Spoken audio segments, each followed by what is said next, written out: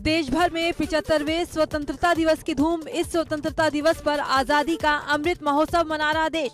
आज ही के दिन 1947 में भारत को अंग्रेजी हुकूमत से मिली थी आजादी। प्रधानमंत्री नरेंद्र मोदी ने 75वें स्वतंत्रता दिवस पर राजघाट पर पहुंचकर महात्मा गांधी को श्रद्धांजलि दी और बापू को नमन कर पीएम ने उन्हें याद किया। राजघाट से प्रधानमंत्री नरेंद्र मोदी सीधा लाल किला पहुंचे। यहां रक्षा मंत्री राजनाथ सिंह पहले से मौजूद थे। उन्होंने पीएम की अगवानी की। लाल किले पर प्रधानमंत्री नरेंद्र मोदी के पहुंचते ही उन्हें गार्ड ऑफ ऑनर से सम्मानित किया गया। पीएम के लिए गार्ड ऑफ ऑनर में आर्मी, नेवी, एयरफोर्स और दिल्ली पुलिस का दस्ता शामिल हुआ।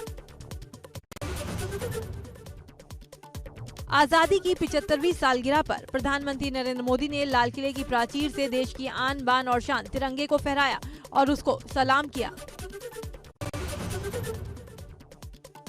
पीएम मोदी के राष्ट्रीय ध्वज फहराए जाने के बाद लाल किले पर पुष्प वर्षा हुई। पहली बार भारतीय वायुसेना के Mi-17 हेलीकॉप्टर से समारोह स्थल के ऊपर पुष्प वर्षा की गई। प्रधानमंत्री नरेंद्र मोदी ने लाल किले पर मौजूद ओलंपिक खिलाड़ियों का स्वागत किया। पीएम ने खिलाड़ियों के सम्मान में खुद भी ताली बजाई और समारोह में शामिल होने वाले सभी लोगों से ताली बजवाकर उनको सम्मानित किया। कि हमारे खिलाड़ियों के सम्मान में आइए कुछ पल तालियां बजा करके उनका सम्मान करें। भारत के खेलों का सम्मान। पीएम मोदी ने देशवासियों को आजादी की बधाई दी। कहा, आजादी का अमृत महोत्सव 75वें स्वतंत्रता दिवस पर आप सभी को और विश्व भर में भारत को, लोकतंत्र को प्रेम करने वाले सभी लोगों को बहुत बहुत शुभकामनाएं। सीएम ने स्वतंत्रता सेनानियों को नमन कर कहा, विदेशी हुकूमत के खिलाफ क्रांतिकारियों ने बिगुल बजाया। क्रांतिकारियों को नमन कर आजादी के अमृत महोत्सव को सार्थकता प्रदान करें। तमाम बलिदानियों की स्मृतियों को संजोने का ये पर्व है। देश की स्वाधीनता के लिए उन सभी अमर सेनानियों को कोटि कोटि नमन करते हुए विनम्र श्रद्धांजलि अर्पित करता हूं। सीएम ने कहा, प्रधानमंत्री के नेतृत्व में नया भारत, श्रेष्ठ भारत के सपने को साकार होते देख रहे हैं। सभी अपने क्षेत्र में अपने कर्तव्य का पालन करें। राष्ट्र के परिप्रेक्ष्य में हमारा कर्तव्य ही हमारा धर्म है। प्रदेश के हर नागरिक को इसका पालन करना चाहिए ताकि नए भारत की परिकल्पना को साकार किया जा सके। देहरादून में सीएम पुष्कर सिंह धामी ने फहराया तिरंगा। प्रदेशवासियों को संबोधित करते हुए सरकार में हुए कामों की कामयाबियां गिनाई। कहा, पीएम मोदी के नेतृत्व में उत्तराखंड का काफी विकास हुआ। उत्तराखंड की राजधानी देहरादून में राजभवन में ध्वजारोहण का आयोजन किया गया। यहां राज्यपाल बेबी रानी मौर्य ने तिरंगा फहराया और सलामी ली। आजादी के अमृत महोत्सव के रूप में मनाए जा रहे स्वतंत्रता दिवस के उपलक्ष्य पर विधानसभा अध्यक्ष प्रेमचंद अग्रवाल ने विधानसभा में ध्वजारोहण किया। इस मौके पर उन्होंने कहा, हम सब संकल्प लें कि हम राष्ट्र की एकता, अखंडता बनाए रखने के लिए अपना 100% योगदान देंगे। आईटीबीपी के जवानों ने लद्दाख में मनाया आजादी का जश्न। पैंगोंग त्सो के तट पर फहराया राष्ट्रीय ध्वज। सुल्तानपुर में स्वतंत्रता दिवस के मौके पर कलेक्ट्रेट में जिलाधिकारी रवीश गुप्ता ने झंडारोहण किया और तिरंगे को सलामी दी। इस दौरान डीएम ने दर्जन भर स्कूली बच्चों को पुरस्कार देकर सम्मानित किया। बरेली की पुलिस लाइन, कलेक्ट्रेट और कमिश्नरी में ध्वजारोहण किया गया। इसके अलावा सभी विद्यालयों, सरकारी संस्थानों और निजी संस्थानों पर भी ध्वजारोहण कार्यक्रम का आयोजन किया गया। आजमगढ़ कलेक्ट्रेट में जिलाधिकारी राजेश कुमार ने ध्वजारोहण किया। इस दौरान कलेक्ट्रेट के सभी कर्मचारियों के साथ जिले के गणमान्य शख्स वहां मौजूद रहे। इस मौके पर डीएम ने सभी जिलावासियों को बधाई दी। प्रयागराज के कालिंदीपुरम इलाके में देशभक्ति के गीतों के जरिए खास अंदाज में देश की आन बान और शान का बखान किया गया। इस मौके पर ढेर सारे बच्चे हाथों में तिरंगा लहराते और देशभक्ति के जज्बे में डूबे हुए नजर आए। कोरोना वैश्विक महामारी के प्रोटोकॉल का पालन करते हुए गौतम बुद्ध नगर पुलिस लाइन में धूमधाम से स्वतंत्रता दिवस की वर्षगांठ बनाई गई।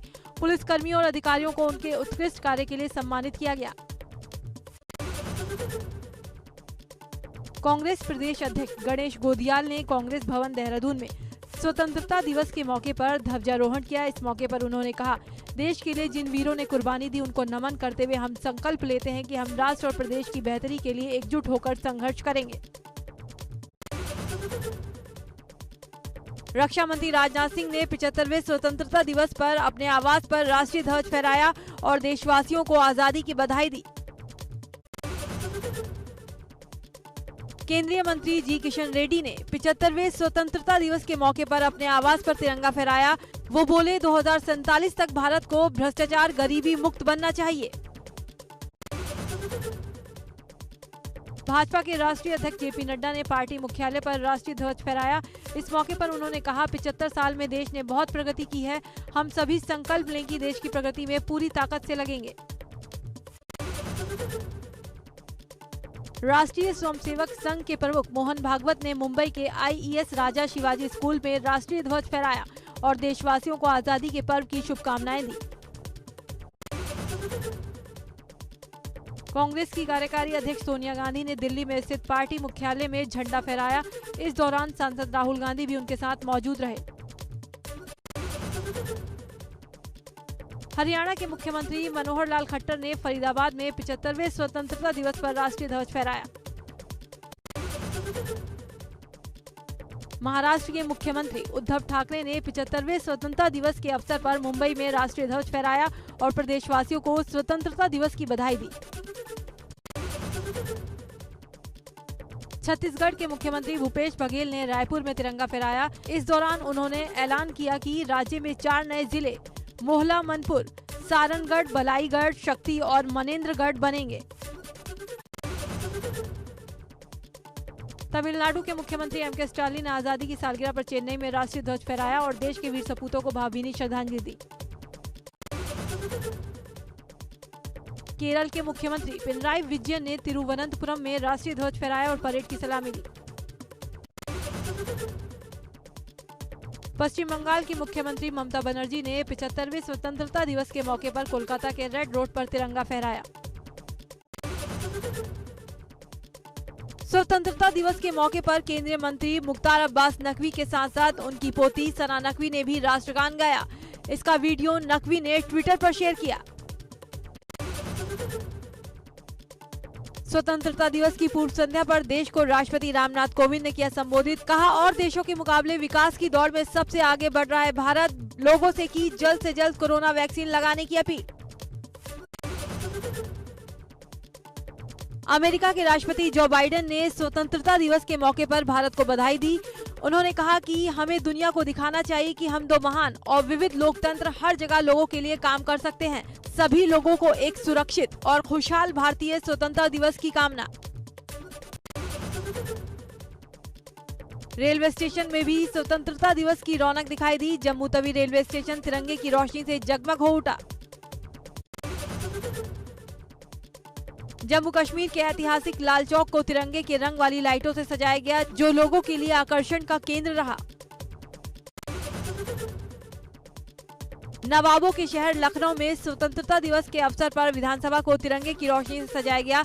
लोगों ने रोशनी में नहाए विधान भवन की तस्वीरों को अपने मोबाइल कैमरे में कैद कर लिया।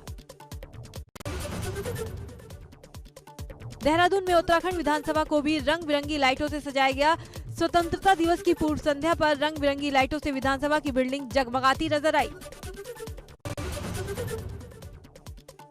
आजादी की 75वीं सालगिरह पर सीएम सिटी तिरंगे की रोशनी में नहाई नजर आई। गोरखपुर रेलवे स्टेशन, नगर निगम परिसर और टाउन हॉल का नजारा बिल्कुल अलग ही नजर आया। जौनपुर के रामपुर थाने में आजादी की सालगिरह पर अलग ही तस्वीर देखने को मिली। बारिश के पानी में घुटनों तक खड़े होकर पुलिस के जवानों ने झंडारोहण किया और सलामी दी।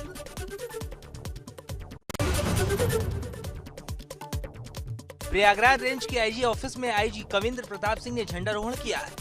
इस मौके पर उन्होंने पुलिस कर्मियों को शपथ दिलाई। ब्लड डोनेशन कैंप का भी आयोजन किया गया।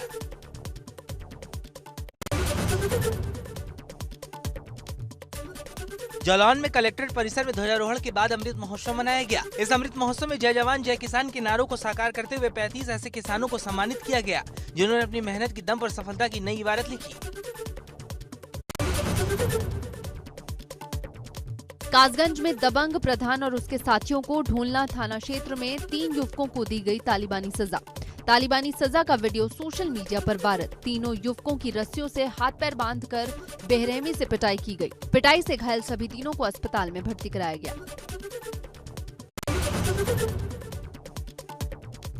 गाजियाबाद के पांडव नगर इंडस्ट्रियल एरिया में केमिकल फैक्ट्री में लगी आग।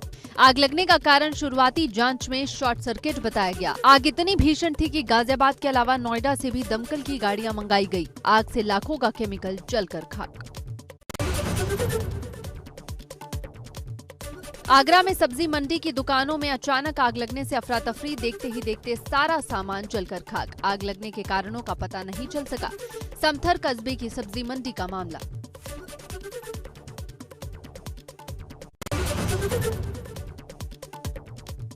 बरेली में बीए की छात्रा के धर्म परिवर्तन का मामला गरमाया। छात्रा के मां बाप को मिल रही लगातार धमकियां।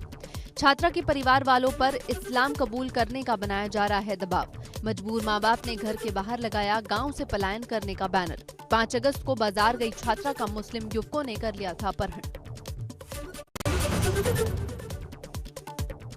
मेरठ के सरधना में मिली 2 युवतियों की हत्या करके फेंकी गई लाश। पुलिस ने सनसनीखेज खुलासा किया। पुलिस ने बताया कि एक आशिक ने मोहब्बत में मात खाने के बाद अपनी प्रेमिका और उसकी सहेली दोनों को अपने दोस्त के साथ मिलकर मौत के घाट उतार दिया था। परिजनों की तहरीर के आधार पर आरोपी के खिलाफ मुकदमा दर्ज कर लिया गया है, जिसके बाद उससे पूछताछ की जा रही है।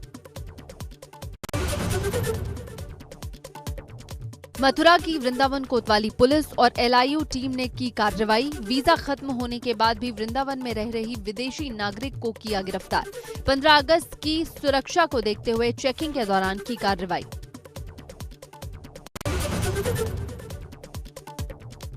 फिरोजाबाद में आम जनमानस को फोन कॉल करके उनके मोबाइल नंबर पर लॉटरी निकलवाने का झांसा देकर करोड़ों की साइबर ठगी करने वाले मास्टरमाइंड सहित 3 अंतर्राज्यीय साइबर शातिरों को फिरोजाबाद पुलिस ने गिरफ्तार किया। नागालैंड पुलिस और गोंडा पुलिस ने अंतर्राज्यीय ATM हैकर गैंग का खुलासा किया। गैंग के 2 बदमाशों को किया गिरफ्तार। ATM से छेड़छाड़ कर बैंकों को लगाते थे चूना। आरोपियों के पास से 13 ATM कार्ड, जाली आधार कार्ड और 25,000 रुपए बरामद। सहारनपुर के गागल लेहड़ी तिराहे पर पुलिस की 6 बदमाशों के साथ मुठभेड़ के दौरान 3 बदमाशों को लगी गोली। बाकी 3 बदमाश भी गिरफ्तार। बदमाशों के कब्जे से अवैध असलहे और ज्वेलरी बरामद।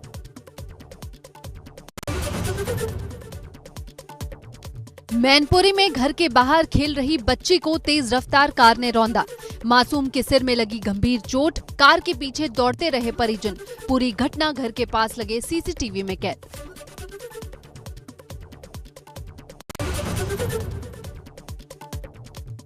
समाजवादी पार्टी प्रदेश अध्यक्ष नरेश उत्तम पटेल के आगमन पर शाहजहांपुर में समाजवादी कार्यकर्ताओं ने उनको फूल माला पहनाकर जोरदार स्वागत किया।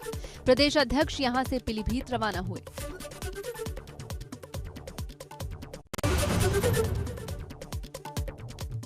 शहीद स्मारक पर श्रद्धा सुमन अर्पित करने के बाद प्रसपा प्रमुख शिवपाल सिंह ने मीडिया से बात करते हुए कहा कि हम भी समाजवादी हैं और समाजवादी विचारधारा से ही हमारी पार्टी बनी है। कृषि मंत्री सुबोध उनियाल पौड़ी पहुंचे, जहां उन्होंने कहा कि भू कानून की मांग राजनीति से प्रभावित है। सुबोध उनियाल की माने तो 2022 का विधानसभा चुनाव नजदीक है। ऐसे में प्रदेश में राजनीति गरमाने के लिए अचानक से भू कानून का मुद्दा बेवजह उठाया जा रहा है। गोरखपुर के ललित नारायण मिश्र रेलवे चिकित्सालय में पूर्वी यूपी का सबसे बड़ा ऑक्सीजन प्लांट लगाया गया। गोरखपुर के सांसद रवि किशन शुक्ला ने पूर्वोत्तर रेलवे के GM विनय कुमार त्रिपाठी और अन्य अधिकारियों की उपस्थिति में इसका लोकार्पण किया। लखीमपुर खीरी में दुधवा नेशनल पार्क होते हुए चंदन चौकी जाने वाला मार्ग कटा। सुहेली नदी में पानी बढ़ने से नदी ने सड़कों को काटा। सड़क कटते ही राहगीरों को हो रही भारी दिक्कत।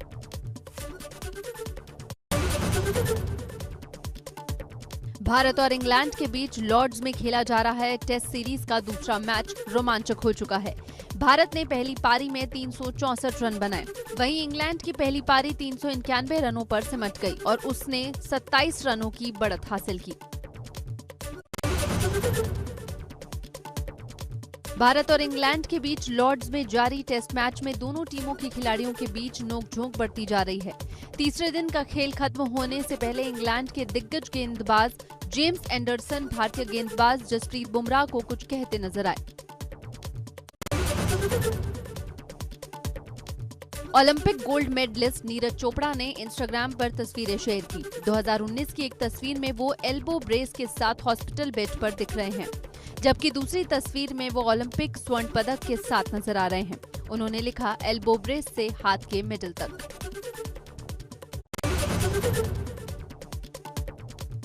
अभिनेत्री करीना कपूर ने HT ब्रंच को इंटरव्यू दिया। उसमें कहा कि वो नहीं चाहती कि उनके बेटे 4 साल तैमूर और 6 महीने के जय फिल्म स्टार्स बने। उन्होंने कहा, अगर तैमूर मुझसे आकर कहेंगे कि मैं कुछ और बनना चाहता हूँ, शायद माउंट एवरेस्ट चढ़ना चाहता हूँ, तो मुझे खुशी होगी।